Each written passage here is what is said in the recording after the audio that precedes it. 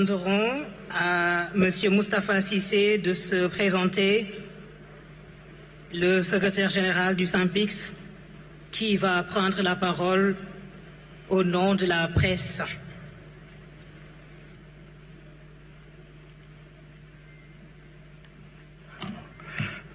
Bonjour tout le monde. Bonjour.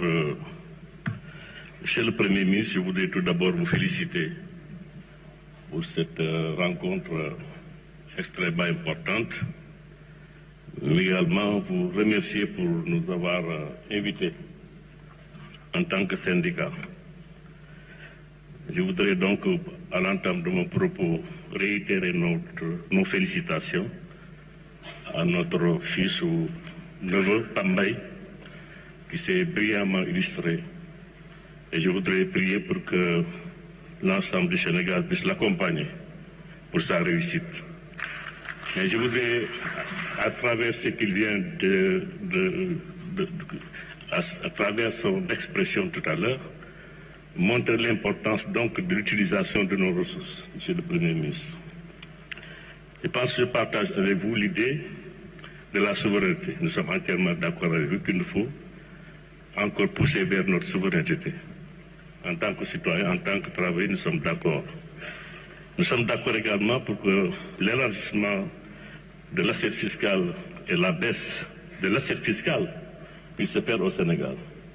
Parce que nous vivons en tant que travailleurs une pression fiscale, ce qui n'est pas normal, et nous pensons qu'en élargissant l'assiette fiscale, nous créons les conditions de plus de solidarité et plus de ressources pour le gouvernement.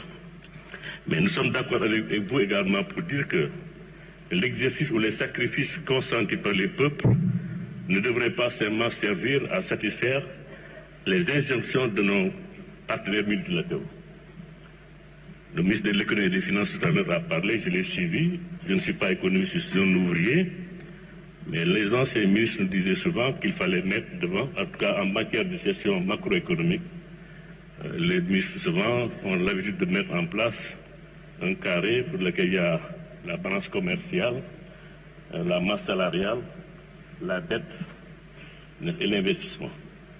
Ces arbitrages d'ordre nous montrent qu'il nous faut être d'accord avec vous également sur la productivité. Nous devons donc produire plus, produire mieux, faire en sorte que nos ressources augmentent, que nous puissions investir dans des secteurs, comme vous l'avez dit, sociaux, notamment l'éducation. Et une des priorités, c'est le secteur de l'éducation. Nous n'avons pas quelque chose de plus cher que nos enfants. C'est pourquoi nous devons, dès le bas âge, d'abord commencer par la petite enfance jusqu'au supérieur, pour que la majorité de nos ressources, une grande partie de nos ressources puisse servir à financer donc l'éducation. La santé.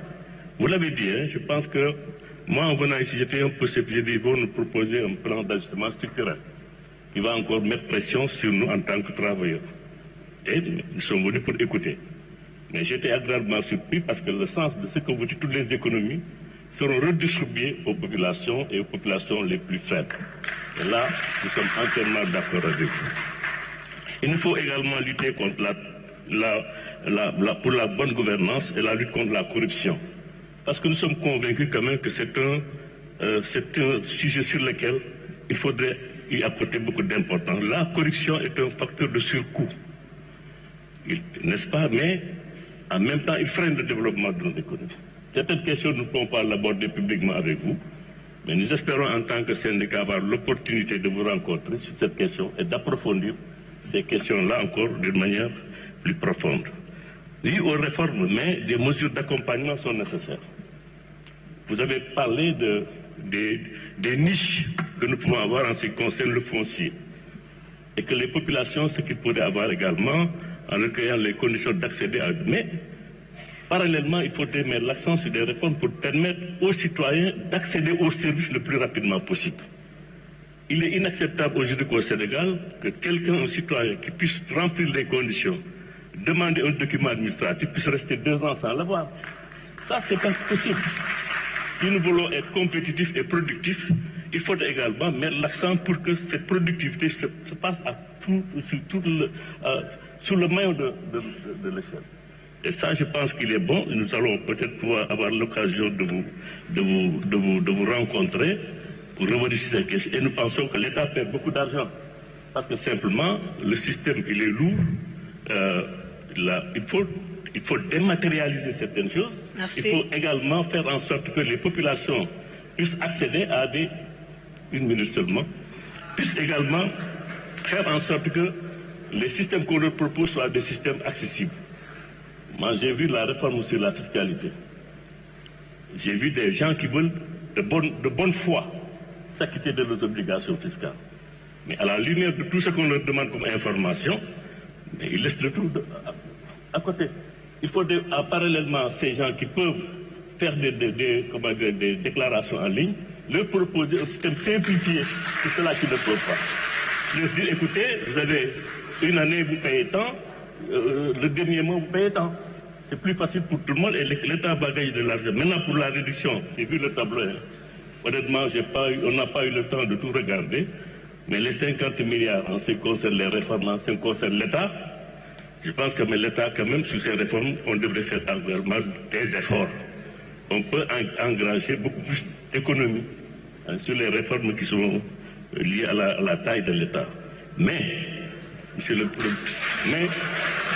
ministre, je voudrais terminer pour dire simplement, si vous réduisez également la taille de l'État, s'il y a des travaux qui sont impactés, il faudra les accompagner. Merci beaucoup. Si c'est juste quelque chose, je voudrais terminer. Nous attendons donc de vous rencontrer pour aborder certains sujets avec vous. Merci, Monsieur Guiraud. Au nom des travailleurs, et nous allons à présent passer à la presse, représentée par le secrétaire général du SYNPICS, Monsieur Moustapha Cissé. Et nous demanderons à Monsieur Madana Kane de se préparer pour donc la prise de parole réservée aux acteurs politiques. Merci, Aram. Monsieur le Premier ministre, Mesdames, Messieurs, Monsieur le Premier ministre, Djoubanti comme dafay